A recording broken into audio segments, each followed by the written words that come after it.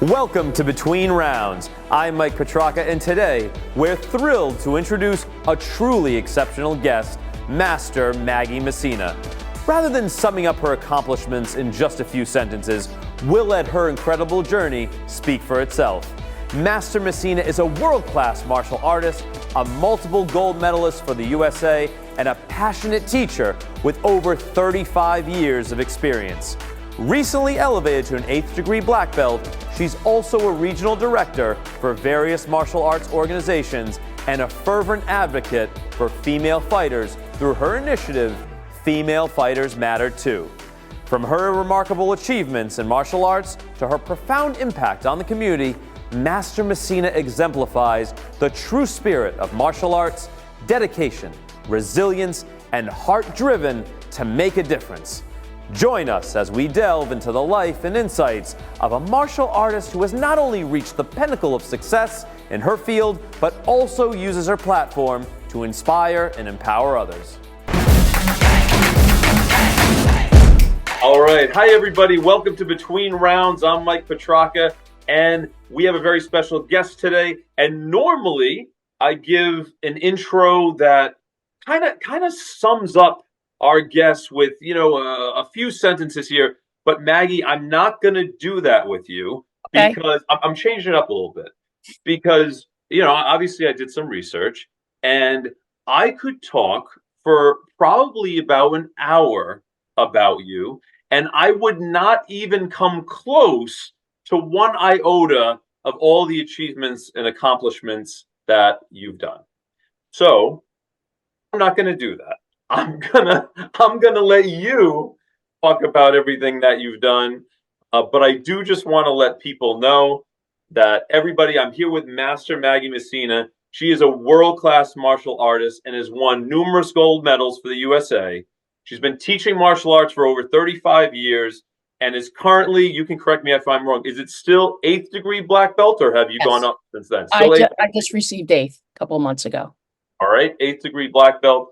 And I know you hold a seat as a regional director for numerous martial arts organizations, and you have hashtag Female Fighters Matter Too, which I want to touch base on. And you coach. You won a President's Award. I mean, what don't you do, Maggie? What don't I do? I mean, I'm not afraid to do anything. I've always been a person to operate directly from the heart, and I'm all about making the world a better place and making the change where it's needed, if able. And I'm not a quitter. I don't take no for an answer, and I'm not afraid to work hard. So, I operate directly from the heart. And, I grew up in poverty. I came up in school. I was bullied a lot because of being in poverty, and, a lot of foster care, was in the foster care system, went away to boarding school. So, I was exposed to a lot of stuff, a lot of that bullying and things, and I know how bad it feels. So since I could remember 7th, 8th grade, when I started standing up for myself, I stood up for myself, and I also stood up for everybody else that needed standing up for. And I never did it for any other reason other than it was the right thing, and it felt like the right thing. And my whole life has been about that. And how was your first foray into martial arts? How did you start to get into martial arts? My sister-in-law was a black belt in Shotokan in the 80s, and back then not a lot of women did it. And if women did do martial arts back then, they were considered, maybe they were gay or something like that. So there was a stigma on it. And she took me to the park one day, and we started fooling around. But to be honest with you, I can remember being 13, 14 and being in high school, and then somebody bullying another child. Somebody set another girl's bed on fire. And so, I asked her, like, what's your problem? And she came after me. And I can remember in that moment jumping into a fighting stance. So, I really believe it was always in my blood. But then I started doing it with my sister-in-law in the park, and then I just fell in love with it, the movement. I fell in love with the way it took me from myself almost. Hmm. from the moment that I was in. So I started practicing under a gentleman called his name was Tibor, and he was a instructor for Sir Henry Cho in the city. So I Hmm. started doing private lessons with a friend of mine under this gentleman, and we did that for about a year and a half. I got to green belt, and it got to a point where I had to join a school because I just wanted more. And Sure. I was living in Brooklyn at the time, and searching for a school, and I landed in the Kang system. It was called back then, in Brooklyn on Avenue U. My grandmaster was Grandmaster Suchong Kong, and he was Hmm. actually one of the very first graduating classes in Korea. Wow. Wow. So He, straight from the source. yes, right from the source. And his sons inherited the business. Well, didn't inherit the business, but started working for their father. And the one son, Grandmaster, now that I'm still under Grandmaster Ta Sung Kong, he took their business to a whole new level. And Mm. he runs multiple schools. He also has his own organization, which I was just named vice president of, the International Taekwondo Congratulations. Black Belt Association, which is proud for me because I stayed in the family lineage. Hmm. And Hmm. some people say, well, who's your instructor? And my instructor is the first graduating class in Korea. I mean, this gentleman worked for the CIA, Wow. yeah, no joke. I mean, you knew just looking at him, the dad. Yeah. Fortunately, he passed on last year. And now his youngest son wants to really bring it to the next level, and I'm passionate about being part of that. That's amazing. And how important is lineage when we talk about martial arts? It's to me, it's everything. You Mm. know, it's like anything else. I mean, this is a family. This is a gentleman that brought it. It's like Bruce Lee. They brought it Mhm. to this country. They brought it to us, and it's the tradition in the family. It's what it's all about. It's not about, for my great grandmaster, it was never about the money. It was about, the how it affects people's lives. And Mhm. I can say that it saved my life. How has it saved your life and given you meaning and purpose? Firstly, it gave me direction, so it kept me off the streets. I was homeless for a while, and had recently just got an apartment and everything, and I was always very athletic. So I wanted to do, and a lot of people know once you graduated high school in the '80s, college wasn't an option for everyone because you Mhm. just simply couldn't afford it, Sure. and or you just didn't have a way to get there. So for me, I was very athletic, so I've just fell into the martial arts. And I will say that for me, it saved my life because when I was on the mat practicing, all of that darkness didn't come with me. I left it outside the door. Mm. So it was a moment that I was on the mat just perfecting myself, making my body and my mind stronger, and in turn helped me deal with the challenges that were outside the door, which was, how am I going to pay my rent? To keep my job and to continue to build. At the time I started nursing school. I wanted to be a nurse. I never wanted to be a nurse because that's what I wanted to be. I did it because they said, well, that's where you can make money and you'll be okay. Sure, sure. So more like how to survive. Absolutely. It was about survival. But I remember when I was brown belt, which is ironic because my grandmaster asked me this the other day, when did you know? It Mhm. was when I was brown belt and I was standing in the middle of the Tochang, and I said, wow, I feel so free here. If this could be my life, I think I'd be so happy. And Mm. then in the next sentence, I said, you know what? I'm going to make this my life. And, I did what I had to do to keep my job in the hospital for the time that I needed. But I knew Mhm. my vision was to have my own school because I knew also that that's how I can make the biggest impact on people. And it starts with children, because if we can impact them in a positive way and plant a positive seed, whether it grows today or in 10, 20, 30 years, the impact is there and you can really change someone's life.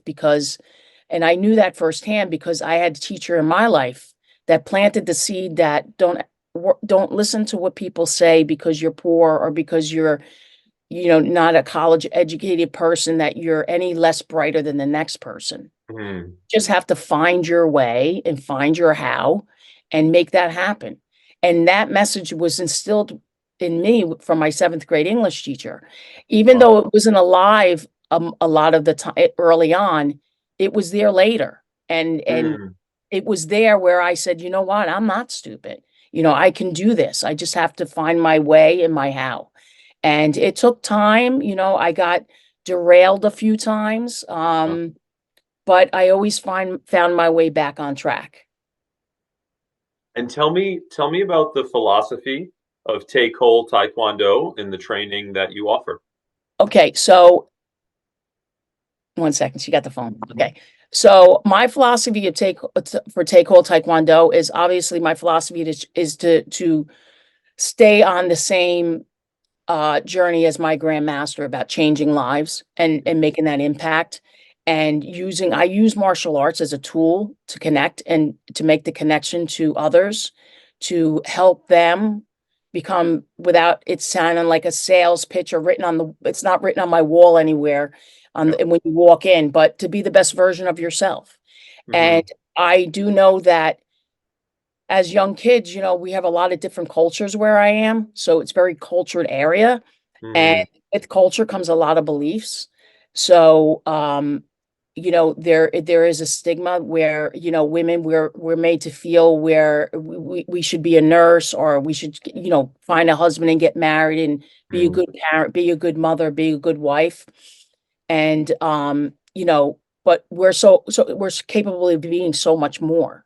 Of course. So, what we do here is, the one message that is imperative for us is to let every child know you could become and do whatever you desire in your life. But some of us are going to have to work a hell of a lot harder than others. Sure. And as Yeah. long as you can understand that and you have a vision and you don't lose sight of that vision and you don't allow anything to deter you, meaning not lose your soul along the way about making about money, you can be whatever you want. Hmm. Just because you're not the smartest kid in the class doesn't mean that you cannot be a doctor. You Right. can. It's just going to be a little harder for you. 4 hours. You're just gonna have to have More more hours, yeah, obviously. Yeah. absolutely. I know people in med school and they're studying 16 hours a day, Hmm. and that's what it takes, whereas others maybe not as much. And that's just one example. I mean, for me to be a woman and to own my own school and to be where I am in this, and as you know, in the world of martial arts, it's pretty Hmm. incredible today. Very. And it's just through hard work, dedication, and not allowing people to knock me down and say, well, you're a woman, you don't know how to teach. You need a guy up front. You know, I recently discovered that I don't need a particular type of person teaching my class. I do just well doing it myself. Sure. And and for me, what's important are the children because that is our future. And if these kids today don't learn that, hard work is essential, you have to believe in yourself, and there's no cutting the line, and Right. it's Right. the how and what we do, then the world will be a better place. But if we don't, then the world is not going to be a better place. So, and I agree with what you're saying, 110%. And some people do need to work harder than others. But how do you bridge that gap not only between the diverse population that you have to push that message forward, but also with kids, right? Because kids are very immediate gratification. I mean, I know me, I was a big, ADHD kid. I want things right away. Maybe I still do. Okay, but Yeah. you learn how to cope. Hopefully as you get older and adapt and work with that and realize there's hard work, dedication, discipline. But how do you bridge that gap, especially with kids, but across different diverse populations that you work with? It's a constant message. You have to constantly keep reminding them. Hmm. And I'd like to say that I have a gift for making that happen and relaying that message. I think some of us are gifted when it comes to working with children. I think we all come into this world with our strengths. And one of Hmm. my strengths is I have a way of reaching children, even teenagers, and teenagers are tough. It's But, tough. It's tough. Yeah. and because they're like, I'm my own boss, I can do whatever I want, I've arrived.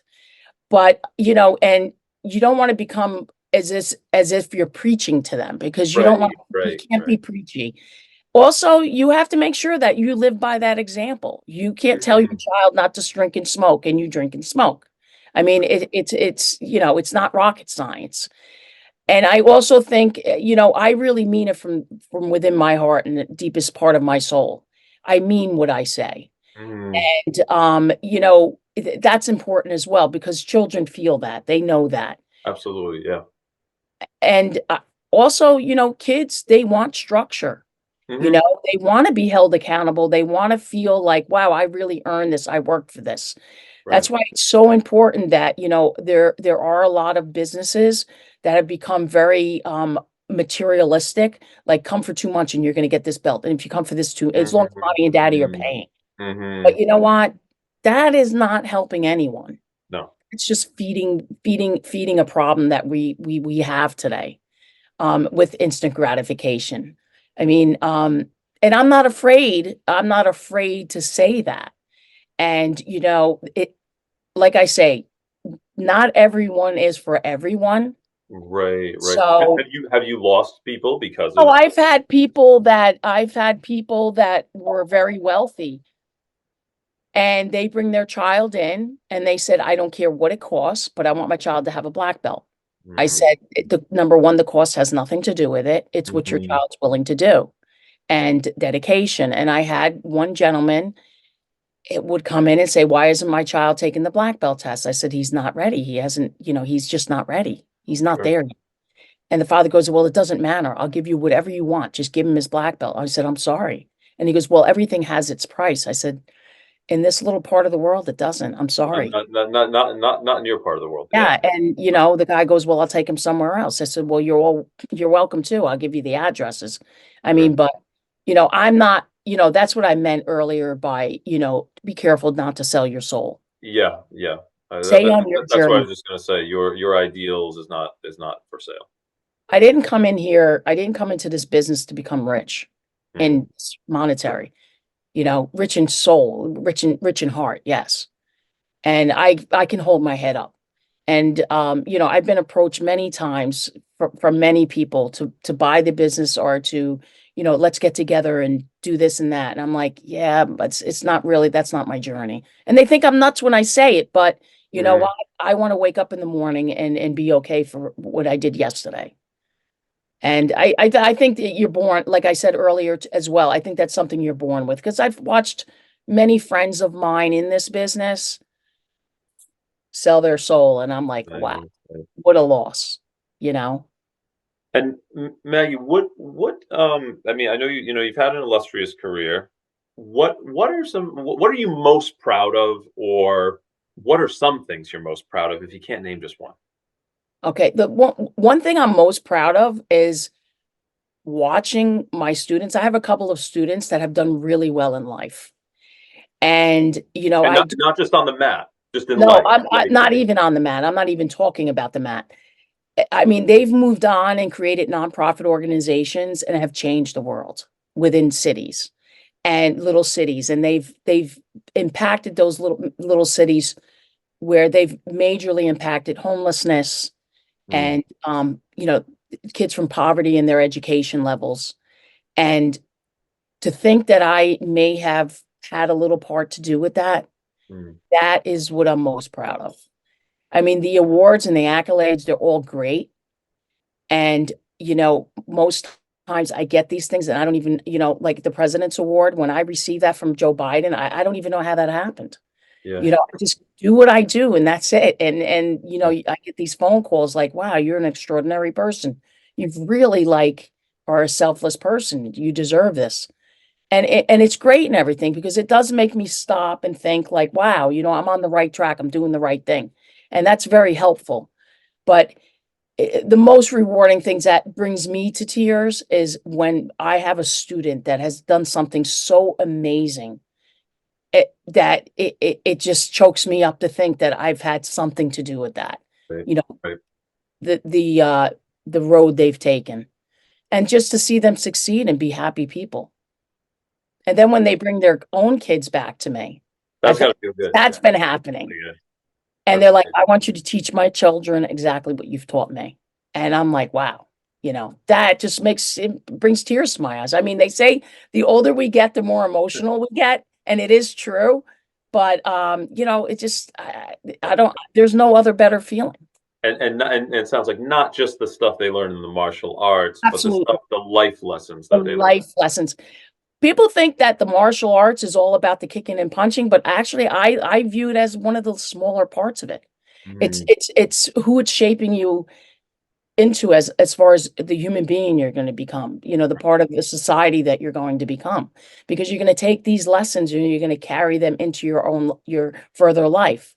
I mean, I do have my students do stay. I have students that join at 3 and mhm. they stay all the way through college. During Wow. college breaks, they come back, they work until they have a career where they just don't have the time. And hopefully, they do come back, but that's what's important, Right. who they become in their lives because of it, the discipline that they learn and the self-beliefs that we constantly give them and remind them that they have. So important. And Absolutely. and tell me about the hashtag Female Fighters Matter Too initiative. And you were so kind when we met last year for the first time at the Ocean State Grands, and I've been waiting to have this interview with you, and Wow. also show All show right. the swag that you gave That's my it. my my girlfriend, which she loves it. It's a wonderful material. It's a wonderful message, and she proudly wears it. So tell the viewers about that. Okay, Female Fighters Matter Too is a movement that I started because I got I got tired of walking into tournaments. I got tired of walking into tournaments and hearing that the females weren't getting what the men were getting. They were getting less. And it had nothing to do with the money. It had nothing to do with the trophy. It had everything to do with how that makes another human being feel. Hmm. So if I walk into a tournament and one person's getting 1,000 for the same job Right. as the other person's getting 200, that makes that other person feel less than. Hmm. Why am I valued at a lesser? And that was the reason why, because I know how it felt firsthand. And I fought with those emotions for many years. And of course, I was born in a different time. I was born in the 60s where, women barefoot pregnant, that's what was expected of us. And I was one of the newer generations where, I was an athlete. I remember in high school fighting to be on the baseball team, basketball team, because there was nothing for the women, and eventually making where we did have a basketball team for the women. And Yeah. here I am again. It had nothing to do with just playing the game. It's how it makes you feel as a human being. And I don't know any man that would want their daughter to feel like she's second fiddle to anyone. It's a great point. That's a great And point.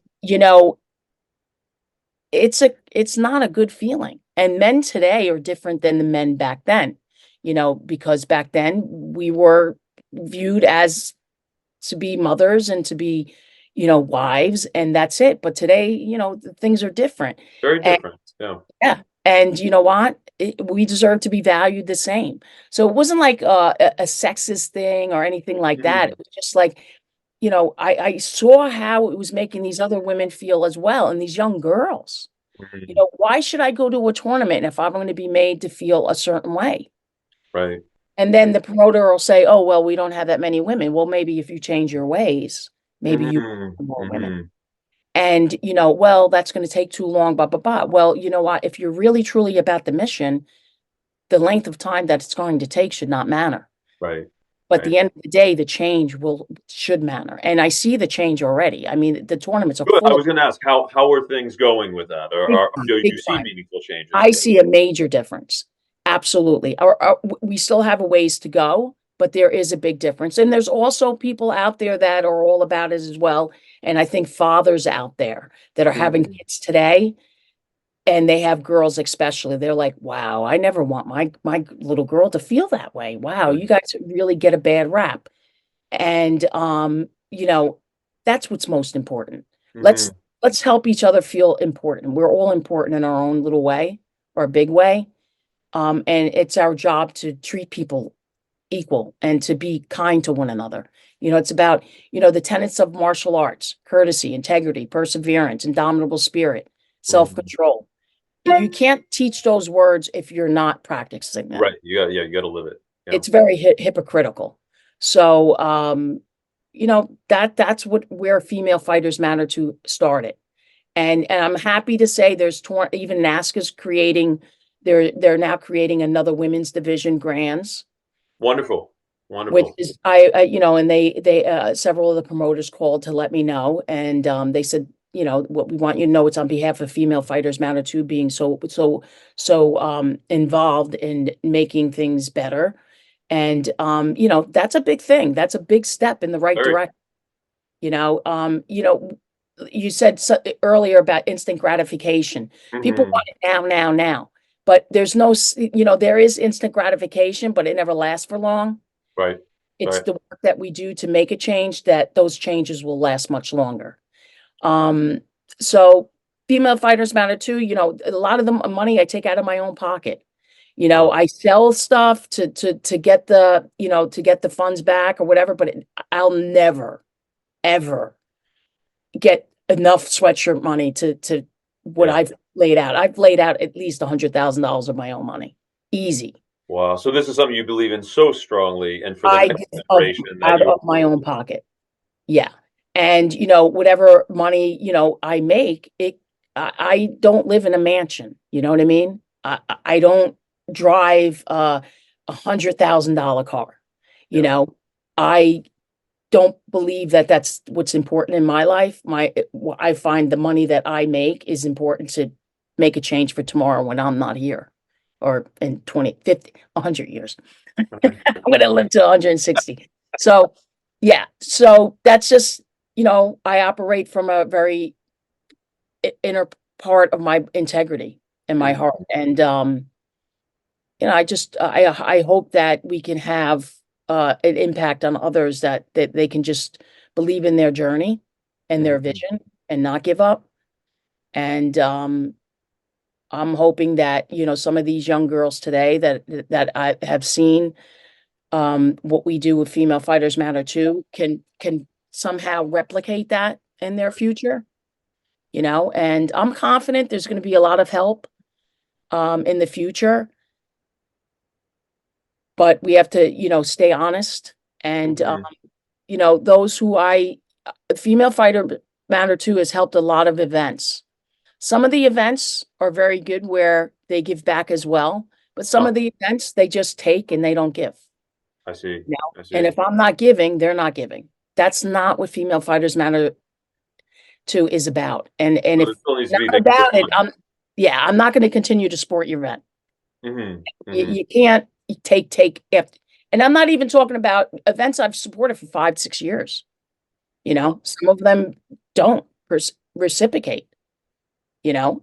So it's not about me putting more money in the promoter's pocket. You know what I mean? It's about you putting more in the cause. And the cause. Yeah. The more And you give to the cause, the more you're going to get in the end of the day, because these women are going to flock to your event. right, right, right. So they got to see the bigger picture, and first and foremost, promote, support the cause, basically. Absolutely, because you have a lot of, there was a thing in NASCA.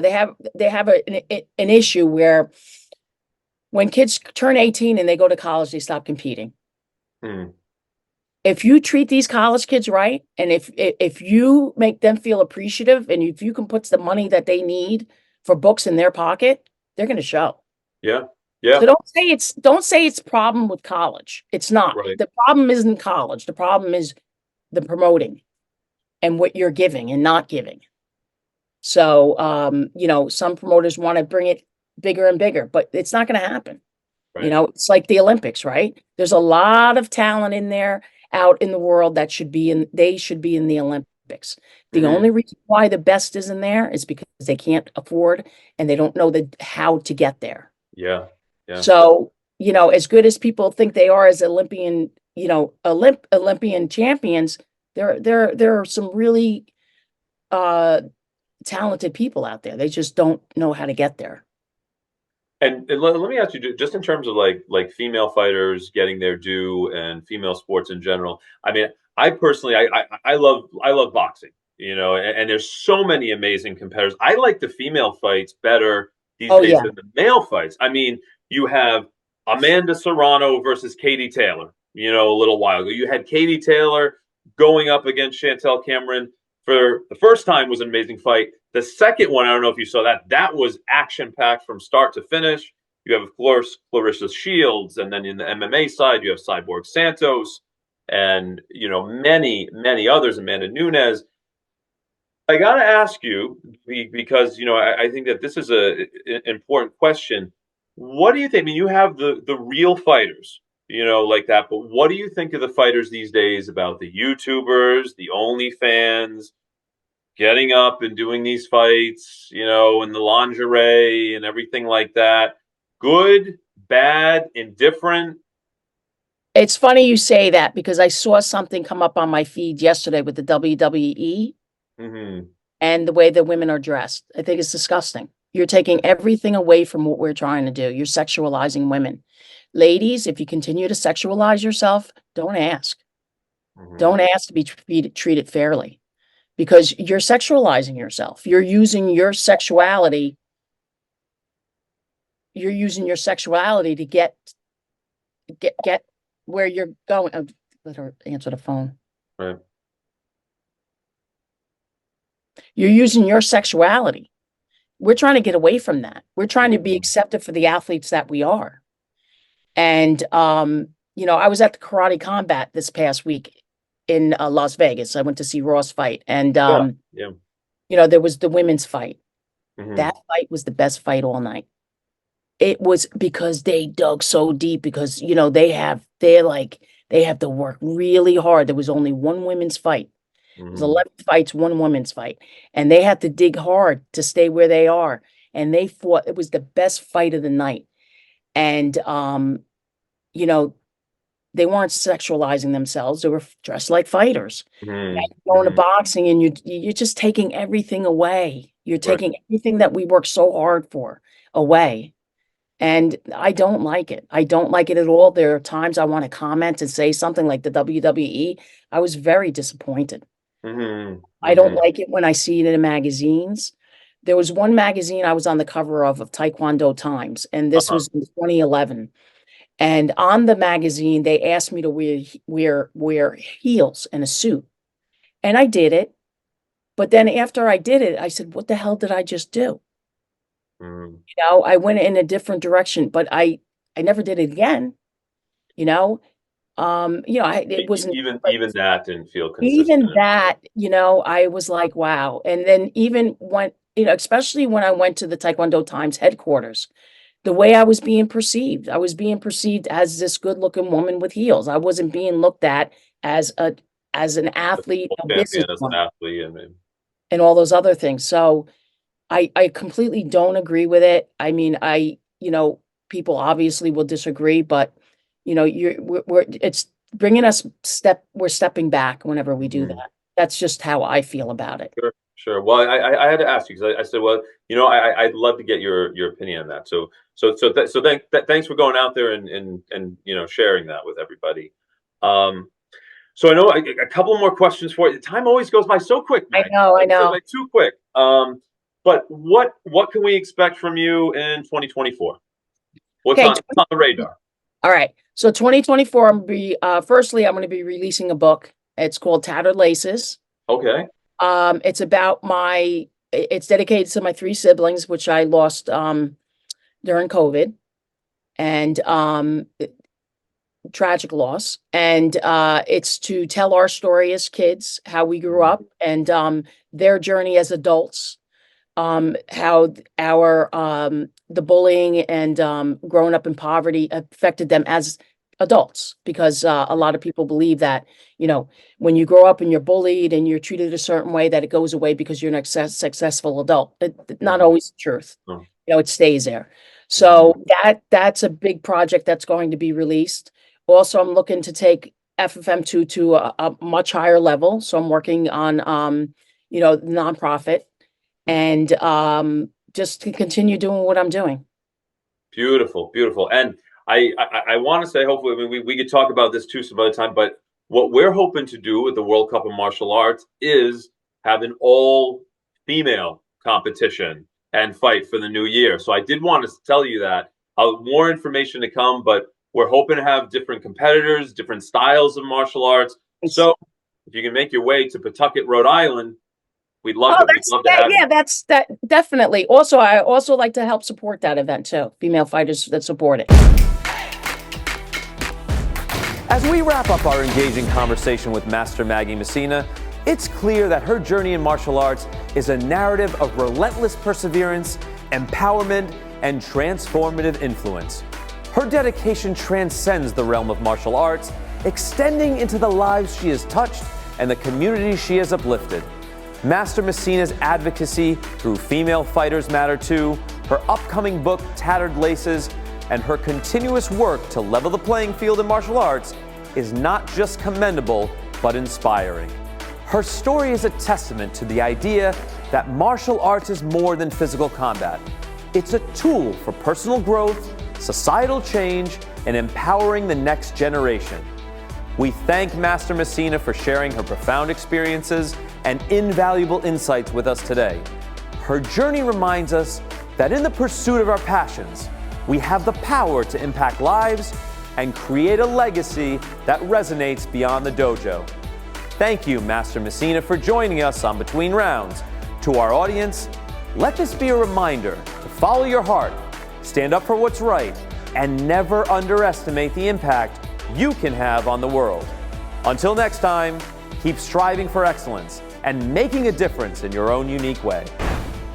If you're interested in training with Master Maggie Messina, you can visit her at www.taequaltkd.com or call Master Maggie Messina at 516-739-7699 to learn more.